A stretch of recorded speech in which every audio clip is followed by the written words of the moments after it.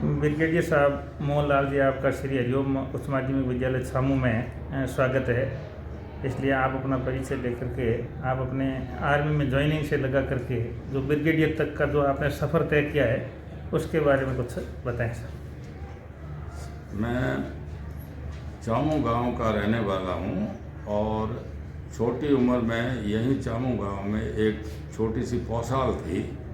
उस पौसाल के अंदर पढ़ाई शुरू की थी और उसके बाद में यहाँ के पौसाल के जो गुरुजी थे उनकी सलाह से मेरे पिताजी ने मुझे चौपासनी स्कूल में भर्ती करवा दिया 1953 में, और मुझे तीसरी क्लास में भर्ती किया था उन्होंने।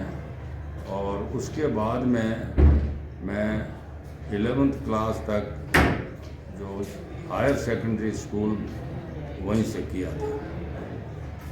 मैं शुरू से ही जो है गांव का रहने वाला होने से मेहनत की थी, और क्योंकि हमारे पिताजी को बहुत मुश्किल से जो है पैसों की आमदनी होती थी, तो उनको देखते हुए मैं अपने मुंह से कहना नहीं चाहता, पर सत्य बात यह है कि जब से मैं चौपासनी स्कूल में भर्ती हुआ कभी भी मैं मेरी क्लास में दूसरे नंबर पर नहीं आया।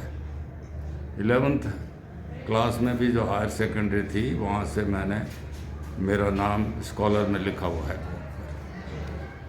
उसके बाद में मैं 2 साल तक जो है हमारी छामू गांव में बोम सागर में प्राइमरी स्कूल बनाई और बच्चों की पढ़ाई शुरू करवा थी 1961-62 में।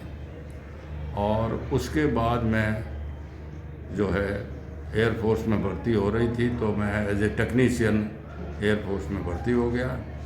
2 साल ट्रेनिंग की वहाँ पर और 2 साल सेवा दी एयरफोर्स में, और उसके बाद मेरा सिलेक्शन जो है आर्मी में हो गया एज एन ऑफिसर। और एज एन ऑफिसर मैंने अपनी पूरी वफादारी और दिल तोड़ करके देश की सेवा करने की किए। और सेवा के टाइम में हमने 1965 की लड़ाई के अंदर हिस्सा लिया। उसके बाद भारत पाकिस्तान का युद्ध 1971 में हुआ था, जिसमें पूर्वी पाकिस्तान को बांग्लादेश में बना दिया था, तो उसमें हिस्सा लिया। फिर कारगिल की लड़ाई के अंदर हमने J&K में हिस्सा लिया और देश की विजय बनाया। और उसके बाद इसके अलावा जम्मू कश्मीर में, नागालैंड में, अरुणाचल प्रदेश में, आसाम में लगातार हम जो है आतंकवादियों से जूझते रहे। और बड़ी खुशी है कि हम जहाँ पर भी लड़ाई की है, लगातार लड़ाई होती रहती थी कुछ न कुछ, और हर जगह हम विजय हासिल की। ये हमारे बड़े गर्व की बात है। और उसके बाद में फिर जो है मैं ज़्यादातर चीन के बॉर्डर और पाकिस्तान के बॉर्डर पे ही सर्विस रही है मेरी, और करीब 37 साल तक सेवा प्रदान की देश में। और सेकंड लेफ्टिनेंट से लगा करके ब्रिगेडियर रैंक पर मैं रिटायर हो गया हूँ। और रिटायर होने के बाद में अभी मैं जयपुर में सेटल्ड हूँ।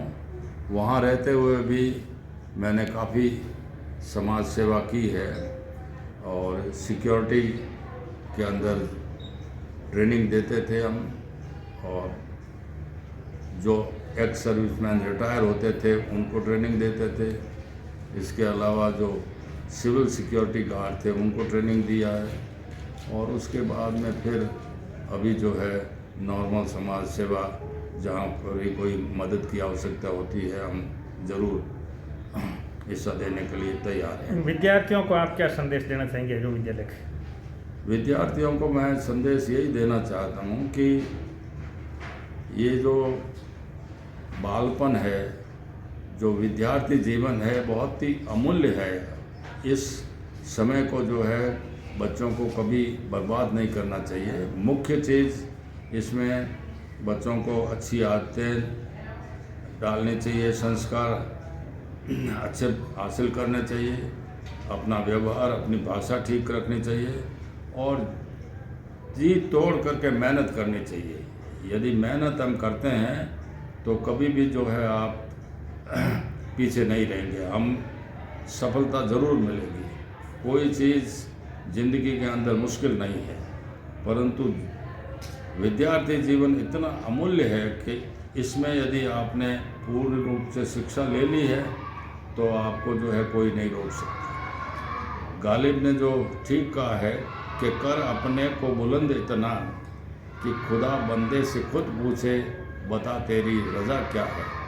तो इसलिए सारी आपकी फाउंडेशन, ज़िंदगी की फाउंडेशन है वो विद्यार्थी जीवन के ऊपर निर्भर करती है। ये हमारे पुराने समय से भी गुरुकुल में भी यही होता था और आज के ज़माने में ये और भी ज़्यादा महत्वपूर्ण है, क्योंकि जो आपने विद्यार्थी जीवन में सीख लिया है, अपनी ज़िंदगी को बना लिया है, तो फिर आप अपनी ज़िंदगी के अंदर राज करेंगे। परंतु यदि किसी तरह से ज़िंदगी आपने ठीक नहीं बनाई है, विद्यार्थी जीवन में समय यदि बर्बाद कर दिया है, तो फिर पछतावा होएगा। ये मोबाइल क्रांति विद्यार्थियों के लिए घातक कितनी है या सहायक कितनी है? मोबाइल जो टेलीफोन है ये हमारा जो है बहुत टाइम ख़राब करता है। ऑन द एवरेज जो ग्रोन अप बच्चे हैं 8th 9th 10th या उससे ऊपर वाले, वो बच्चे एवरेज 2-2.5 घंटा जो है समय बर्बाद करते हैं मोबाइल के ऊपर। मोबाइल को इसलिए मेरी तो सलाह है कि मोबाइल देनी नहीं चाहिए और जो 10वीं 11वीं और उसके ऊपर के बच्चे जब तक कॉलेज नहीं जाते तब तक मोटरसाइकिल भी उनको कभी नहीं देनी चाहिए, क्योंकि ये दो चीज़ें ऐसी घातक है कि इतना समय बर्बाद कर देती है और उसका हर्जाना जो है बाद में भुगतना पड़ता है। इसलिए इन दोनों चीज़ों से दूर रहना चाहिए हमेशा। धन्यवाद सर।